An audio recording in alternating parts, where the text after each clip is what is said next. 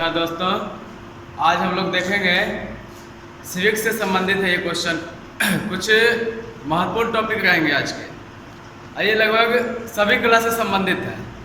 Class 8 हो, 9 हो, 10th हो, 11, 12 आर्ट्स का या कंपटीशन के क्षेत्र में ये बहुत ही महत्वपूर्ण टॉपिक माने जाते हैं। आज का टॉपिक है भारत के संविधान से संबंधित। आखिर हम लोग जब संविधान का हमारे विद्वानों ने महापुरुषों ने जब बनाए थे तो उसे क्या क्या प्रावधान किए गए थे, और जब संविधान बना था तो ये कौन कौन देश से लिया गया था। जैसे कुछ टॉपिक सिलेक्ट किए हैं, जिससे हमारा पहला टॉपिक है संविधान के स्रोत के रूप में। दूसरा टॉपिक है संविधान की अनुसूचियाँ, यानी जब हमारा पूरा संविधान जब बना तो उसे कितने अनुसूची में बांटे गए ताकि वो आसान रूप में उसको समझ सकें। ठीक है, संविधान संशोधन। जब हमारे संविधान बना तब से लेकर अब तक ये संविधान का संशोधन किया गया। कौन कौन से संशोधन हुए उसमें वो देखेंगे। ठीक है, कुछ महत्वपूर्ण अनुच्छेद जो हमारा 395 संविधान के अनुच्छेद हैं, उनसे संबंध में जो प्रमुख अनुच्छेद रहेंगे उसके बारे में जानेंगे। तो सबसे पहले टॉपिक शुरू करेंगे संविधान के स्रोत। पहले समझने का प्रयास करेंगे कि जिस समय हमारा संविधान का निर्माण हुआ था तो ये नहीं कि सिर्फ हमारे देश में कानूनी प्रक्रिया सिर्फ अपने देश से लिया गया, बल्कि वैसे वैसे देशों में दौरा करके वहाँ पर समझ कर और फिर अपने देश में क्या अच्छाई है उसके संदर्भ को बेहतर करने का प्रयास किया गया। कुछ लोगों का कहना भी है कि भारत का जो संविधान है वो दूसरे देशों का कहीं ना कहीं एक उधार का दस्तावेज माना जाता है। तो ऐसा नहीं, कहीं ना कहीं हम किसी दूसरे देश से कॉपी तो किए, लेकिन कुछ को हम हटाए, कुछ को हम ऐड किए। ये उधार इस पर नहीं कह सकते हैं। तो क्या क्या लिया गया ये हमारे लिए महत्वपूर्ण है, और समझने का प्रयास करेंगे भी। कुछ क्वेश्चन जो खासकर कंपटीशन के भी क्षेत्र में या 11, 12 के क्षेत्र में भी जो ऑब्जेक्टिव टाइप में पूछे जाते हैं, ये बहुत ही महत्वपूर्ण पॉइंट हो जाते हैं। तो उसमें समझने का प्रयास करेंगे कि कौन कौन सा सोर्स है और किस किस देश से लिया गया है। जो महत्वपूर्ण स्रोत है उसके बारे में जानने का प्रयास करेंगे इसमें। तो सबसे पहले जाते हैं ब्रिटेन के बारे में।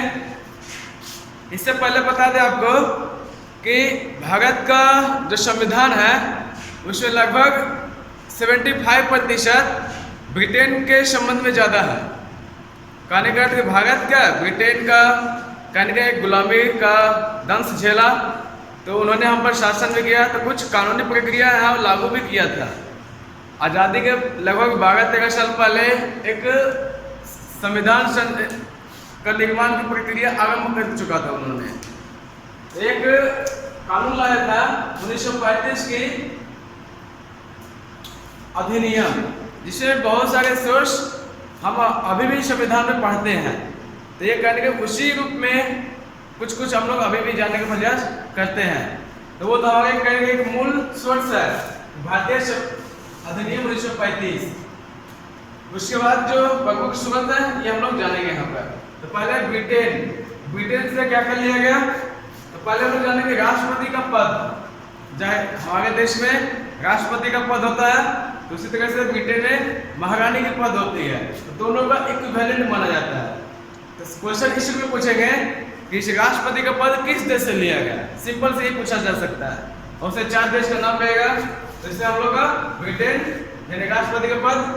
दूसरा मंत्री परिषद जो हमारी जब सरकार की जब निर्माण होती है तो उसमें प्रधानमंत्री के अलावा कैबिनेट मंत्री होते हैं। तो उसमें जो मंत्री परिषद का जो संरचना है वो कहाँ से लिया गया, तो ये ब्रिटेन से संबंधित माने जाते हैं। फिर अगला प्रधानमंत्री। हमारी सरकार की प्रणाली में प्रधानमंत्री पद का बहुत ही महत्वपूर्ण रोल होता है। तो ये प्रधानमंत्री पद क्वेश्चन इसी में पूछा जा सकता है कि प्रधानमंत्री का पद कहाँ से लिया गया है। हम लोग जान सकते हैं ब्रिटेन से। फिर संसदीय सरकार। हमारी जो सरकार है, जो सरकार की जो संरचना है वो किस रूप में है। सिंपली हम लोग जानते हैं कि संसदीय यानी कि यहाँ की जो लोकतंत्र की जो प्रणाली है, जो पब्लिक के द्वारा जो चुना जाता है और जिसका जो प्रतिनिधित्व होता है वो अपने जिसका बहुमत आती है ज़्यादा, वो उन्होंने सरकार का निर्माण करते हैं। हमारी जो संसदीय सरकार है, जो लोकसभा राज्यसभा के जो सदस्य होते हैं और उसके मिलाकर को सरकार के निर्माण करते हैं। फिर एकल नागरिकता, ये भी हमारे लिए महत्वपूर्ण है। किन्हीं देश में दो नागरिकता के प्रावधान है, एक राज्य की नागरिकता और एक पूरा देश की नागरिकता। जैसे कि अमेरिका का उदाहरण लिया जा सकता है, वहाँ जितने भी राज्य हैं वहाँ की अलग नागरिकता होती है और वो पूरा ओवरऑल एक देश की अलग नागरिकता होती है। लेकिन भारत में एक नागरिकता हो तो इसके लिए कहने के एक प्रावधान लिया गया। कहाँ से? ये ब्रिटेन से लेकर एकल नागरिकता का प्रावधान कहाँ से लिया गया? इस तरह से क्वेश्चन हमेशा आते भी हैं। फिर लोकसभा का अध्यक्ष, ये एक बहुत ही महत्वपूर्ण पद मानी जाती है। जब लोकसभा का चुनाव होती है, जब हम अपने प्रतिनिधित्व को चुनकर लोकसभा में भेजते हैं, सरकार का निर्माण करते हैं, तो उन सदस्यों का नियंत्रण और उस पर जो कानूनी प्रक्रिया होती है उसका नियंत्रण कौन करता है? तो उस लोकसभा के जब सदस्यों में से जब चुनाव होती है तो वहाँ पर लोकसभा अध्यक्ष के पद का निर्धारण किया गया है। सिंपल सी क्वेश्चन इस रूप में रहेंगे कि लोकसभा अध्यक्ष का जो पद है वो किस देश से लिया गया। यानी कि छोटे छोटे क्वेश्चन इतने मिलेंगे जो हमारे बहुत ही महत्वपूर्ण माने जाते हैं। इस तरह से क्वेश्चन ब्रिटेन से संबंधित रहेंगे। फिर अगला है यूएसए यानी अमेरिका से क्या क्या लिए गए हैं। तो हमारी ये फंडामेंटल राइट है जो हम सभी नागरिकों को मिला है, मूल अधिकार। तो क्वेश्चन इस मूल अधिकार किस देश से लिया गया है? तो हम लोग जानेंगे कि अमेरिका से लिया गया है। अभी इससे संबंध में जाने कि वर्तमान में कितने मूल अधिकार है। तो वर्तमान में अभी हमारे 6 मूल अधिकार है, लेकिन मूल संविधान में कितने थे? 7 मूल थे, लेकिन एक को हटाकर अब वर्तमान में 6 किया गया। फिर सर्वोच्च न्यायालय का प्रावधान ये किस देश से लिया गया है? तो सर्वोच्च न्यायालय जो हमारे देश की जो सर्वोच्च न्यायपालिका के रूप में मानी जाती है, जो एक शीर्ष संस्था है यहाँ पर जो न्याय के लिए जाने जाते हैं, ये अमेरिका से लिया गया। ठीक है, न्यायिक पुनर्विलोकन, इसका अर्थ है कि जैसे मान लो कि सुप्रीम कोर्ट ने कोई फैसला दिया, लेकिन कुछ सालों बाद फिर उसी फैसले पर संशोधन की जरूरत पड़ती है, तो वो अपना न्यायाधीश को यहाँ पर फिर उसी को पुनर्विलोकन किया जाता है, यानी फिर से देखा जाता है वहाँ पर और फिर से लोगों विचार कर सकता है। तो ये इस तरह का जो प्रावधान है तो किस देश से लिया गया? ये बहुत ही चर्चित पॉइंट हो जाते हैं, तो ये अमेरिका से लिया गया। फिर अगला कि संविधान की प्रस्तावना, यानी कि हमारा जो संविधान है बहुत ही बड़े ग्रंथ के रूप में माने जाते हैं, लेकिन उसका जो मूल सारांश है जो हम लोग जानते हैं तो वो एक प्रस्तावना के रूप में माने जाते हैं। तो प्रस्तावना करके संविधान का पूरा सारांश है, ये किस देश से लिया गया? ये अमेरिका से लिया गया। फिर उपराष्ट्रपति का पद, भारत का जो राष्ट्रपति है उसी तरह से उपराष्ट्रपति का पद बहुत ही महत्वपूर्ण माने जाते हैं। जब राष्ट्रपति का पद रिक्त हो जाए तो उपराष्ट्रपति राष्ट्रपति रूप में कार्य कर सकते हैं। लेकिन उसी तरह से दूसरा कार्य का ये भी है कि राज्यसभा का संचालन, जिस रूप में हम लोग पहले देखे थे कि लोकसभा का संचालन लोकसभा अध्यक्ष करते हैं, उसी तरह से राज्यसभा का संचालन उपराष्ट्रपति के द्वारा किया जाता है। ये उपराष्ट्रपति भी बहुत ही महत्वपूर्ण है। और सीधी से पूछ सकते हैं कि उपराष्ट्रपति का पद किस देश से लिया गया? इस तरह से बहुत ही अनेकों क्वेश्चन निकलते हैं इस में। फिर अगला है आयरलैंड। अब आयरलैंड से क्या क्या लिया गया ये हमारे लिए महत्वपूर्ण है। तो पहला पॉइंट है ये नीति निर्देशक तत्व, जिस रूप में मूल अधिकार हम देखे थे अमेरिका से लिया गया। तो मूल अधिकार जो नागरिक से संबंधित है, उसी तरह से नीति निर्देशक तत्व ये राज्य से संबंधित है। और राज्य सरकार इसके लिए कर्तव्यनिष्ठ होती है कि जो इसके प्रावधान होंगे वो अपने क्षेत्र में लागू करवाएं। ये नीति निर्देशक तत्व से संबंधित होते हैं। अब पूछे भी जाता है कि नीति निर्देशक तत्व किस देश से लिया गया है, या नीति निर्देशक तत्व संविधान के किस भाग में वर्णन है। ये भाग 4 में वर्णन है। अब किस देश से लिएगा, ये आयरलैंड। फिर राष्ट्रपति का निर्वाचक मंडल, हम लोग जाने थे पहले कि ब्रिटेन की एक महारानी की पद होती है जो उसमें अनुवांशिक है, उसमें कोई चुनाव की व्यवस्था नहीं है। लेकिन जब भारत के राष्ट्रपति हैं, इसे चुनाव की व्यवस्था है, इसे कोई पीढ़ी दर पीढ़ी का कोई प्रावधान नहीं है। अब एक इसके निर्वाचक मंडल में कौन कौन शामिल होंगे, निर्वाचक मंडल में शामिल होने बहुत ही महत्वपूर्ण पॉइंट आ जाते हैं यहाँ पर। इस तरह के क्वेश्चन निकलते भी हैं, इसके निर्वाचक मंडल में कौन कौन आते हैं, जैसे लोकसभा, राज्यसभा,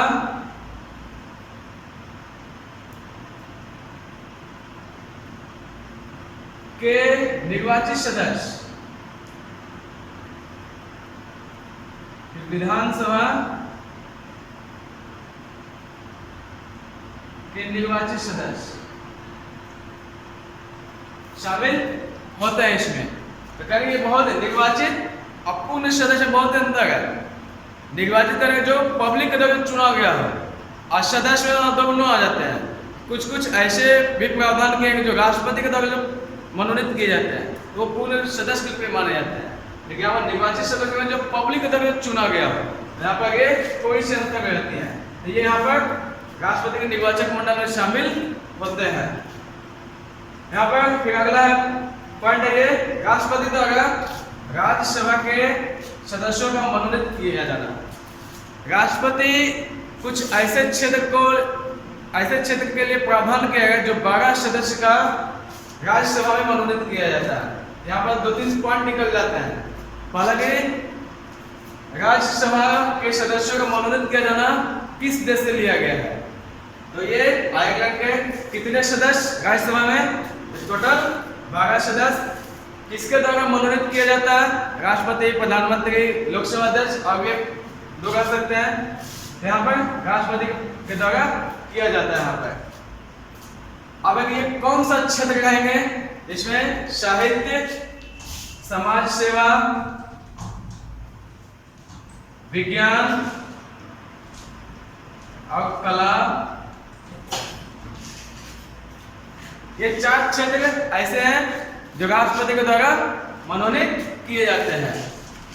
फिर अगला देश ऑस्ट्रेलिया के रूप में। ऑस्ट्रेलिया से क्या, इसमें संवर्धित सूची। भारत के संविधान में केंद्र सरकार और राज्य सरकार में शक्तियों का विभाजन किया गया है कि कौन कौन से विषय से संबंध में कौन कानून बनाएंगे और कौन कौन से विषय में राज्य सरकार बना सकते हैं। जिसमें प्रावधान किए गए हैं संघ सूची, राज्य सूची और संवर्धित सूची। संघ सूची के संबंध में केंद्र सरकार कानून बनाएंगे, राज्य सूची के संबंध में राज्य सरकार बनाएंगे। लेकिन कुछ ऐसे कानून को जो दोनों बना सकते हैं, जिसे हम लोग संवर्धित सूची के रूप में जानते हैं। तो संवर्धित सूची कहाँ से लिया गया, सिंपल इसमें क्वेश्चन रहता है, संवर्धित सूची किस देश से लिया गया, ये ऑस्ट्रेलिया से। फिर अगला उद्देशिका की भाषा। उद्देशिका अर्थात प्रस्तावना की भाषा कैसी होनी चाहिए, किस रूप में होनी चाहिए। तो हम लोग प्रस्तावना देखे थे जो अमेरिका से लिया गया था। अब ये प्रस्तावना की भाषा यानी उद्देशिका की भाषा ये ऑस्ट्रेलिया से लिया गया है। इस रूप में देखें यहाँ पर छोटे छोटे पॉइंट जो अति महत्वपूर्ण मानी जाती है। आज जो कहीं कहीं कंपटीशन के 12th के आर्ट्स एग्जाम, जो आर्ट्स पेपर का जो एग्जाम होते हैं पॉलिटिकल साइंस, उसके लिए महत्वपूर्ण। 10th का सिविक्स से संबंधित बहुत ही महत्वपूर्ण पॉइंट आ जाते हैं। 8th क्लास 9th क्लास के लिए बहुत ही महत्वपूर्ण पॉइंट यहाँ पर आते हैं जो बेसिक एक तरह से जानकारी मानी जाती है। लेकिन हम लोग के लिए यहाँ पर बेसिक से कुछ और भी चीज़ यहाँ पर डिटेल में बताई हुई है जो कहने के अति महत्वपूर्ण माने जाते हैं, जो एग्जाम के व्यू से आगे का अपना जानकारी के रूप के लिए बहुत ही महत्वपूर्ण प्रश्न होते हैं यहाँ पर।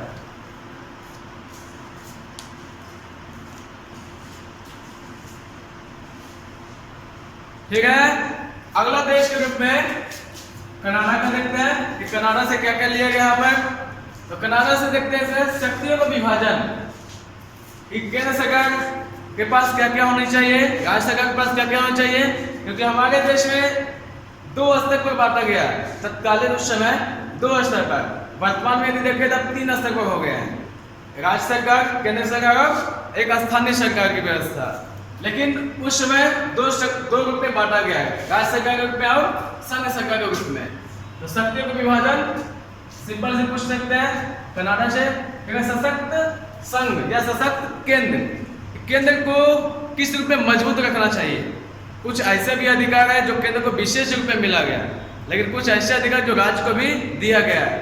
लेकिन यहाँ पर सशक्त की बात कहने की क्या यहाँ पर शो किया जा रहा है कि केंद्र को मजबूती की ओर रखा गया यहाँ पर, और होने भी आवश्यकता है, क्योंकि उस समय हमारे जो देश की स्थिति थी बहुत ही विकट थी।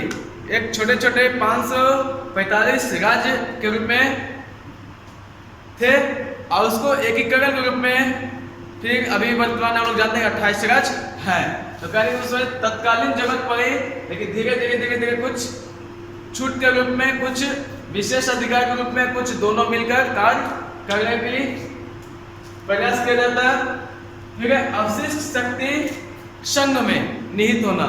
अवशिष्ट शक्ति करने का हम लोग देखे थे कि संघ सूची, राज्य सूची और संबंधित सूची, ये सब अलग अलग कानून बनाने की प्रक्रिया जो थी वो सब में अलग अलग थी।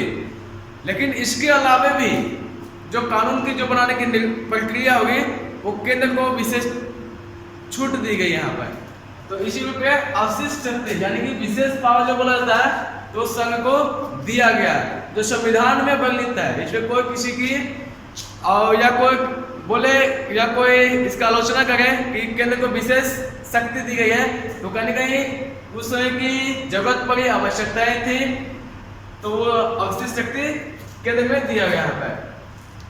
फिर जर्मनी से आपातकाल का प्रावधान जो है, हम लोग देखते हैं कि कभी कभी सिचुएशन ऐसी भी स्थिति आती है जो संघ सरकार के रूप में संघ सरकार पूर्ण नियंत्रण में ले लेती है, जो राष्ट्रपति के द्वारा संचालन किया जाता है। लेकिन यदि राज्य सरकार संविधान के अनुरूप कार्य संचालन नहीं कर पा रही हो तो वहाँ पर राज्यपाल रिपोर्ट देकर वहाँ पर राष्ट्रपति शासन का प्रावधान किया जा सकता है। या जब कोई बाहरी देश यदि देश पर आक्रमण कर दे तो किसी क्षेत्र या किसी विशेष भाग पर वो राष्ट्रपति या आपातकाल का प्रावधान कर सकते हैं। 3 तरह के इसमें देखेंगे आगे के टॉपिक में भी आपातकाल बहुत ही महत्वपूर्ण टॉपिक माने जाते भी हैं। ठीक है, अगला सोवियत संघ या सोवियत रूस के संबंध में, जो वर्तमान रूस के रूप में जानते हैं। तो रूस भी हमारे लिए बहुत महत्वपूर्ण देश के रूप में माने जाते हैं। अब रूस ऐसे भी जिस समय हमारी आज़ादी मिली थी उस समय से बहुत मित्रता, घनिष्ठ मित्रता रही। तो आज भी उस देश से हम लोग परिचित भी हैं। मौलिक कर्तव्य यानी कि जो नीति निर्देशक तत्व मूल अधिकार देखे थे, तो मौलिक कर्तव्य जो नागरिकों के कर्तव्य की बात की गई है, जिसमें संविधान में उस समय वर्णन नहीं किया गया था, लेकिन बाद में इसको संशोधन करके ऐड किया गया था। ये इसके रूप में जाना था कि ये 1976 में लाया गया था 42वें संविधान संशोधन के द्वारा। अब इसके समिति का जो नाम है शोल सिंह समिति।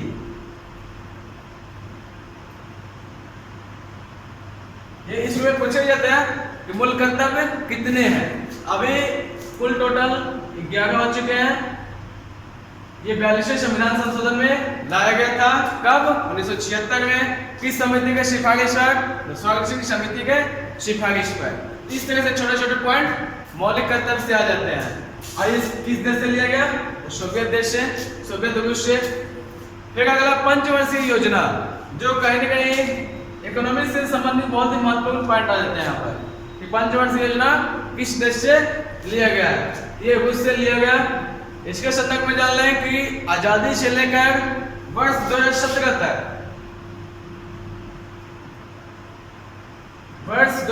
तक, टोटल 12 पंचवर्षीय योजना संचालन किया गया था केंद्र सरकार के द्वारा, लेकिन 2017 के बाद इसे पूर्ण रूप से हटा दिया गया। सरकार की एक अलग नीति इसके संदर्भ में लाई गई, जो उसको हम लोग इकोनॉमिक्स में देख लेंगे। ठीक है, फ्रांस के क्या क्या लिया गया, तो संविधान संशोधन की प्रक्रिया। हमारा जो संविधान है ना तो कठोर भी है और ना तो पूरा पूरा लचीला भी है, या तो हमारे एक संतुलन के रूप में, ना ज्यादा कठोर ना ज्यादा लचीला। तो हम उसे कैसे समझ सकते हैं कि कुछ यदि जरूरत पड़ती है कि संविधान इस तरह के होनी चाहिए, हम उसको संविधान संशोधन प्रक्रिया के द्वारा उसको जोड़ सकते हैं। ये हमारे लिए शो करते हुए इस रूप में प्रावधान किया गया। और कहाँ से लिया गया, तो ये फ्रांस देश से लिया गया है। इस रूप में देखें कि छोटे छोटे पॉइंट जो अति अति महत्वपूर्ण मानी जाती है, और कहीं न कहीं संविधान के स्रोत हम लोग इस रूप में जाने कि हमारे लिए कौन कौन से देश ऐसे गए जो हमारे संविधान में वर्णन भी है। यदि उस देश से नहीं रहते तो आज हमारा बहुत सारी चीज़ नहीं मिल पाता, क्योंकि ब्रिटेन से हम लोग जब गुलामी से जब आज़ादी मिली थी, यदि अपना सिर्फ रखते तो वहाँ से बहुत सारी चीज़ शुरू में नहीं मिल पाता। जब दूसरे देश में भ्रमण किए, देखे, समझे, तो उसको ऐड किए, कुछ संशोधन भी किए उसमें, तब हम कुछ उसमें हम लोग को छूट मिलती है। मूल अधिकार मिला, नीति निर्धारित मिला, मूल कर्तव्य समझे, पंचवर्षीय योजना देखे।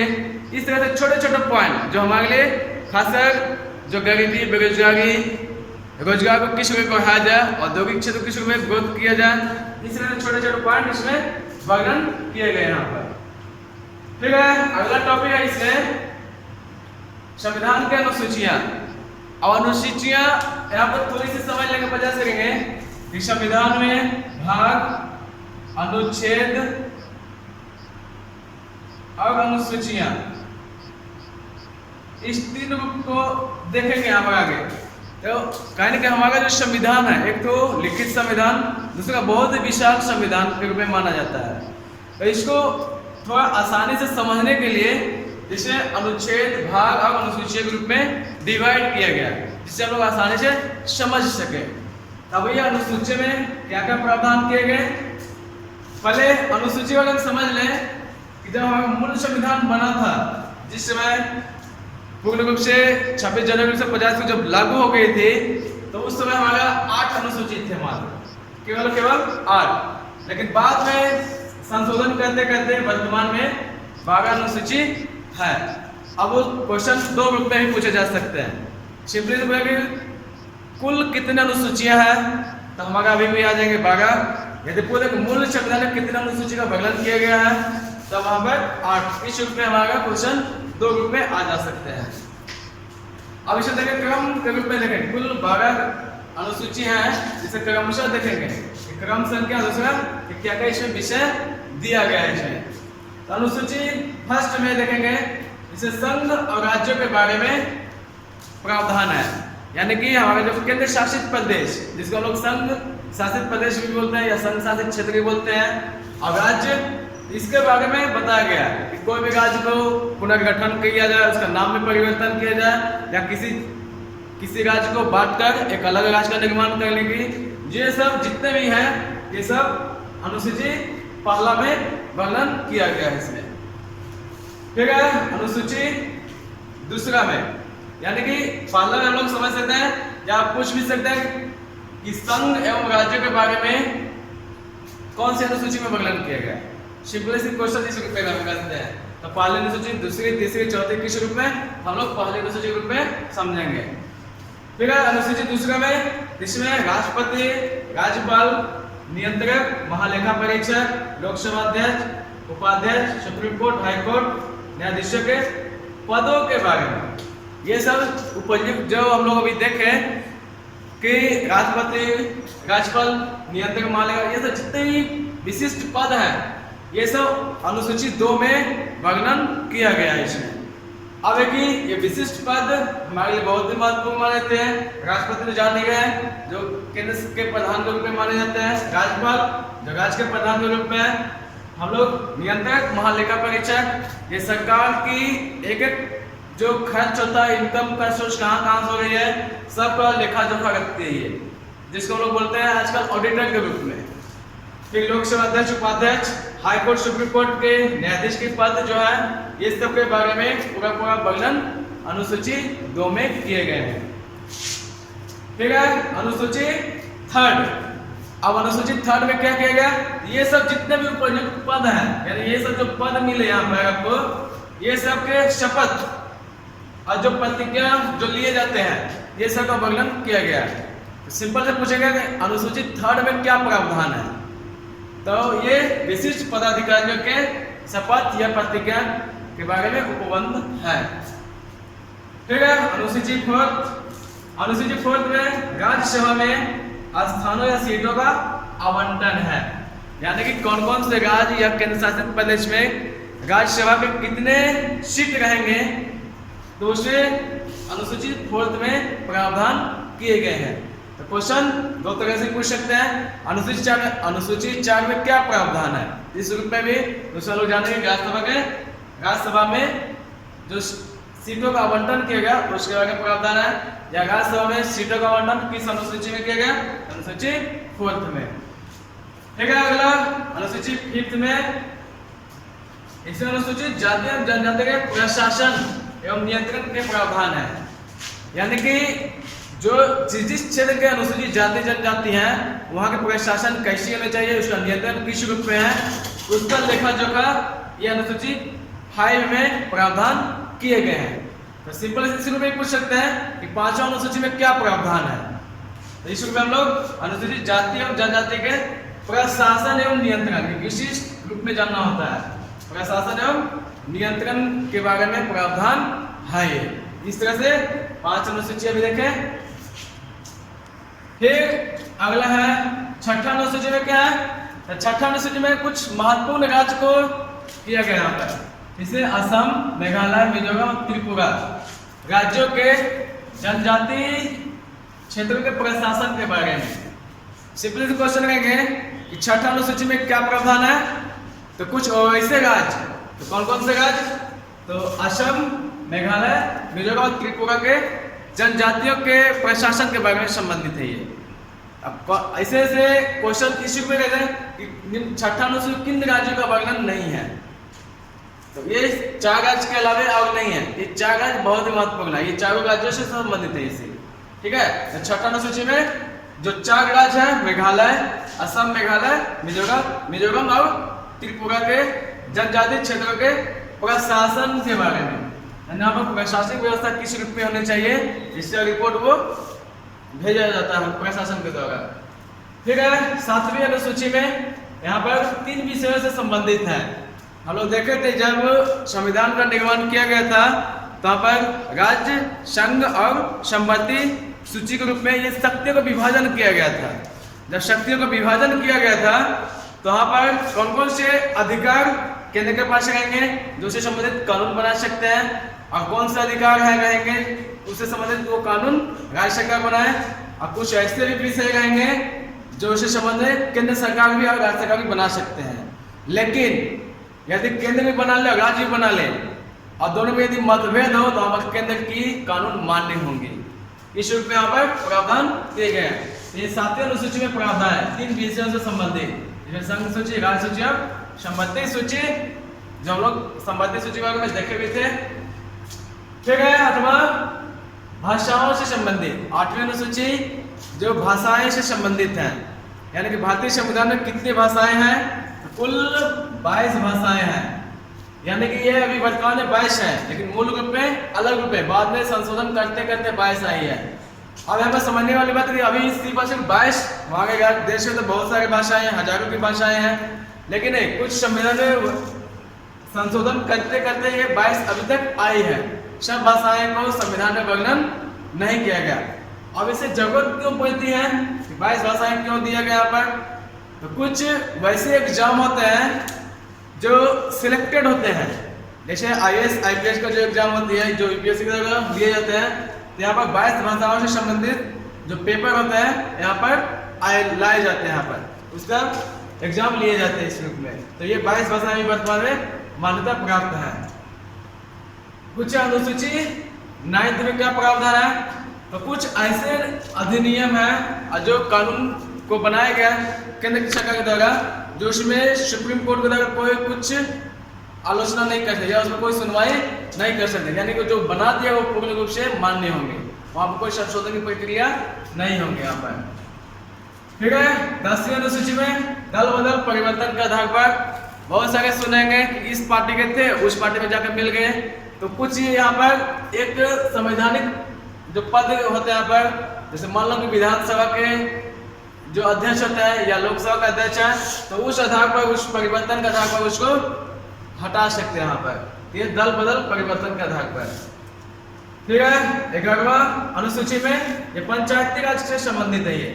ये मूल संविधान में वर्णन नहीं था, लेकिन बाद में जो संशोधन करके 73वां संविधान संशोधन इससे संबंधित थोड़ा जानना है।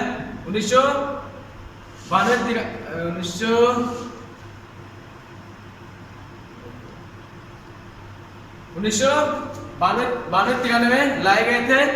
आइए, नीति निर्धारण तत्व के अनुच्छेद 40 में प्रावधान है, आर्टिकल 40 से संबंधित भी है, जो बाद में लाए गए थे। इस रूप में पूछा कि 73वां संविधान संशोधन किससे संबंधित है, वो हम लोग उसमें देखेंगे भी आगे। ये पंचायती राज से, फिर इसी संबंध में नगर पालिकाओं से संबंधित 12वां अनुसूची किससे संबंधित, नगर पालिका, जिसे हम लोग देखे होंगे नगर निगम, नगर पंचायत,